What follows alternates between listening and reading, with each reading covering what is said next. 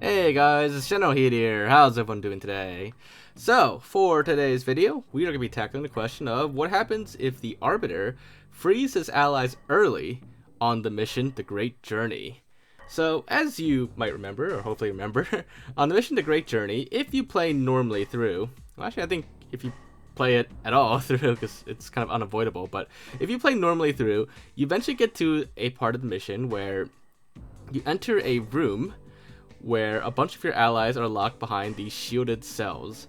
And there's like 2 honor guard elites and 2 hunters in these cells.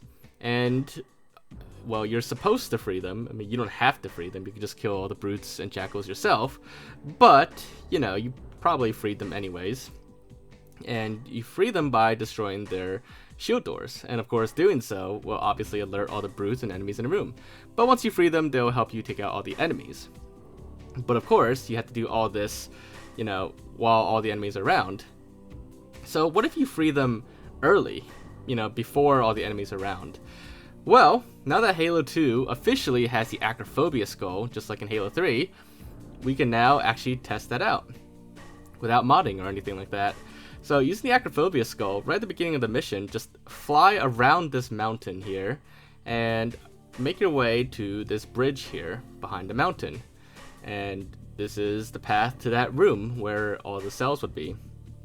So, of course, when you enter this room, you will be loading all the cells and everything, but no AIs will spawn in the room. It will be completely empty. But all the weapons and everything will be here, so if you want to grab some weapons to use right away, you could if you want. But as you can see, the cells will spawn, our shields will all be there, but just no allies behind them.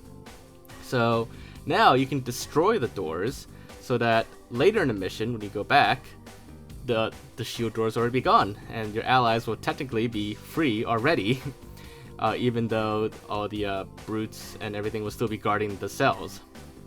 So now, that is what we'll be testing to find out, is what happens when we go back to the beginning of the map and play the mission normally until we get back to this point in the game. You know, what's gonna, because, you know, the brutes are supposed to be guarding the cells and everything, but what's gonna happen if the cell doors are already open and you weren't, and you technically didn't free them when you're supposed to? So, obviously, to do that, all we gotta do is just fly back here and proceed to the mission normally.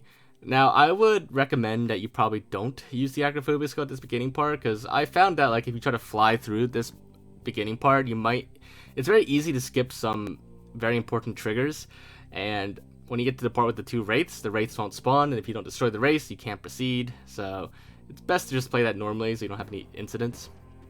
But anyways, now we are back. If we look at the motion tracker, we already see a lot of movement.